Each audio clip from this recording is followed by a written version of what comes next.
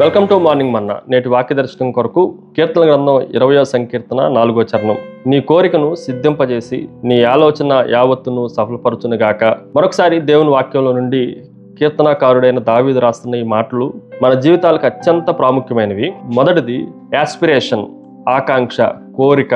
నీ కోరికను సిద్ధింపజేసి అని ఈ వచనం ప్రారంభించబడతా ఉంది. నీ కోరిక అది దేవుని చిత్తానికి అనుగుణంగా ఉండాలి. దేవుని హృదయములో నుండి వచ్చిన కోరికలాగా మన కోరిక ఉండాలి. అందుకే దావీదుని దేవుని హృదయానుసారుడు అని పిలవటానికి అవకాశం వచ్చింది. దేవుని హృదయంలో ఏముందో దావీదు హృదయంలో కూడా అలాంటిదే ఉంది అని మనం ఆలోచన చేయొచ్చు. చాలా సందర్భాల్లో మన కోరికలన్నీ దేవుని కోరికలై ఉండేట్లుగా, అవి రెండు ఈక్వల్గా ఉండేట్లుగా మనం నిర్మించుకోవాలి. ఈ విషయాల్లో మన కోరిక బాహ్యంగా అంతరంగికంగా ఒకే రకమైన దేవుని చిత్తాన్ని కనుగొనేదిగా ఉండాలి. అందుకే 37వ కీర్తన 4వ చరణంలో కూడా ఆయన నీ హృదయ వాంఛలన్నిటినీ తీర్చును అన్న మాట రాయబడతా ఉంది. రెండో విషయాన్ని మీకు జ్ఞాపకం చేస్తాను. ఇట్ ఈజ్ ఏ అప్రూవల్, ఆమోదము. సిద్ధింపజేసి మన కోరిక అది ఫలించాలి అనంటే దేవుడు దానికి అప్రూవల్ ఇవ్వాలి. ఉదాహరణకి మనం ఒక బిల్డింగ్ కడుతున్నప్పుడు గవర్నమెంట్ దగ్గర నుండి ఆమోద పత్రాన్ని, అప్రూవల్ని తెచ్చుకోవాలి. ఒకవేళ అప్రూవల్ లేకుండా కూడా బిల్డింగ్ కట్టొచ్చు. అలా కడితే దాన్ని ఏమంటామంటే ఇల్లీగల్ అని అంటాం, చట్టవిరుద్ధమైనది అని భావిస్తాం. అలాగే దేవుని అప్రూవల్ లేకుండా మన కోరికలు ఏది ఉన్నా అవి ఇల్లీగలే అన్న విషయాన్ని చాలా గట్టిగా మనం విశ్వసించి మనం నడుచుకోవాలి.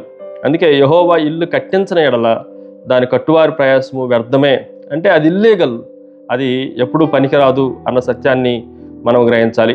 మూడో విషయాన్ని మీకు జ్ఞాపకం చేస్తాను. ఇట్ ఈజ్ ఏ యాక్షన్, చర్య.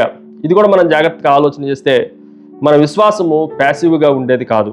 మన విశ్వాసం ఎప్పుడైనా సరే మన కోరికలు కానీ, మన ఆలోచనలు కానీ, మన ఆలోచన అంతా సఫలం చేయాలి అన్నా అవి ఎప్పుడూ యాక్టివ్గా ఉండాలి. అందుకే క్రియాసహితముగా మనము దేవుని విశ్వాసాన్ని బయటకు చూపించే వారంగా ఉండాలి. యాకోబు రాసిన పత్రికలో ఉన్నట్లుగా క్రియలు లేని విశ్వాసము మృతము అన్నట్లుగా ఒకవేళ మనం పని చేయటం ప్రారంభించకపోతే అది ఎప్పటికీ సంపూర్తి కానే కాదు. ఉదాహరణకి ఒక పరుగు పందెంలో పరిగెత్తే వ్యక్తి ఆ స్టార్టింగ్ లైన్ని, ప్రారంభ రేఖను దాటితే కానీ అతడు పరుగు పందెంలో ఉన్నట్లు మనం గమనించగలం.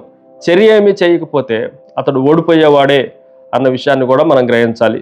ఫైనల్లీ చివరిది అకంప్లిష్మెంట్, సాధన. దీన్ని కూడా మనం జాగ్రత్తగా ఆలోచన చేస్తే ఈ పరుగు పందెంలో దేవుడు మన హృదయంలో జనించిన ఈ కోరికలన్నిటినీ సఫలం చేయాలి అనంటే అది దేవునితోనే అవుతుంది. దేవుడు లేకుండా ఈ అకంప్లిష్మెంట్ జరగదు, ఇది సాధించటం వల్ల కాదు అన్న సత్యాన్ని మనము గ్రహించాలి. దేవుడు నెరవేరిస్తేనే మనము మన హృదయ కోరికలు నెరవేర్చుకునటం అనటం కన్నా కూడా దేవుని చిత్తాన్ని, దేవుడు ఏదైతే ఆశించాడో దాన్ని నెరవేరుస్తున్నాము అన్న భావనలో మనం బ్రతకాలి. అందుకే ఫిలిప్పీయులకు రాసిన పత్రిక 1:6 ప్రకారం మీలో సత్క్రియలను ఆరంభించిన వాడు అని రాయబడింది. అంటే మనలో కూడా మంచి క్రియలు చేయాలన్నా కూడా అది మనకున్న గొప్ప ఉద్దేశాలు కాదు, మనకున్న మంచితనం కాదు. ఆ సత్క్రియను ఆరంభించింది కూడా దేవుడే అన్న సత్యాన్ని మనం గ్రహించాలి. ప్రార్థన. సకల ఆశీర్వాదములకు కారణభూతుడవు తండ్రి, మరొకసారి ఈ ఉదయకాల సమయంలో మా కోరికలన్నింటినీ సిద్ధింపజేసి మా హృదయ వాంఛలన్నింటినీ తీర్చే గొప్ప దేవుడు అని, మా ఆలోచనలన్నింటినీ సఫలపరిచే ఉన్నతమైన దేవుడు అని మరొకసారి మిమ్మల్ని స్తుతిస్తూ ఆరాధిస్తూ యేసు నామమున అడిగి వేడుకొంచున్నాం తండ్రి. ఆమెన్. God bless you.